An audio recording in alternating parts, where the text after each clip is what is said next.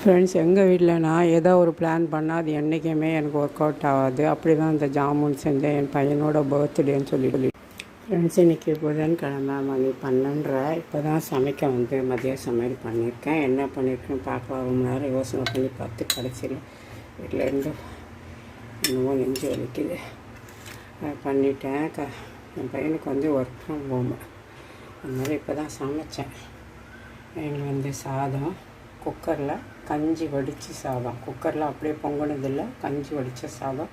நான் ஆல்ரெடி நிறைய முறை சொல்லியிருக்கேன், உங்களுக்கு தேவைப்பட்டு அது டீட்டெயிலாக நான் போட்டு இருக்கேன். இன்னொரு முறை வேண்டாம் கூட நான் உங்களுக்கு போடுறேன். இங்கே வந்துட்டு முளைக்கீரை தண்டு நல்லா இருந்துச்சு, அது நிறைய தண்டு இந்த ஒரு கட்டு கீரையிலேருந்து எடுத்து போட்டு ஒரு 2 கத்திரிக்காய் சேர்த்து பாசி பருப்பு போட்டு அப்படியே கூட்டு மாதிரி செஞ்சுருக்கேன். ஆனால் தேங்காய் மட்டும் நான் சேர்க்கலை. அடுத்து இங்கே வந்துட்டு வெண்டைக்காய் வந்துட்டு பொரியல் பண்ணி வச்சுருக்கேன். அடுத்து வந்து இங்கே வந்து 2 முட்டையை வறுத்து வச்சுருக்கேன். அடுத்து இங்கே தயிர் இருக்குது. அடுத்து இங்கே ஏதோ மல்லிகா மாம்பழம்னு சொல்லிட்டு ஆன்லைனில் வாங்கினேன். இது பேர் என்ன எனக்கு சரியாக தெரியல, அவங்க மல்லிகான்றாங்க. சாப்பிட்டு பார்த்தா தான் தெரியும் எப்படி இருக்கும். 1 கிலோ 104 ரூபான்னு சொல்லிட்டு இந்த சைஸுக்கு 3 மாம்பழம் தான் கிடச்சிச்சு. எப்படி இருக்குன்னு பார்த்துட்டு நான் அப்புறம் கமெண்ட் பாக்ஸில் சொல்கிறேன்.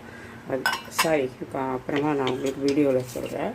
இங்கே வந்துட்டு ஒரே ஒரு சப்பாத்தி உருண்டை பிசைஞ்சு வச்சுருக்கேன். பொண்ணுக்கு சப்பாத்தி போட்டு வச்சு சாப்பிடுவான். இதான் எங்கள் வீட்டில் லஞ்ச். உங்கள் வீட்டில் என்ன லஞ்சுன்னு சொல்லுங்கள். சிம்பிளான வெஜ்ஜு சமையல்.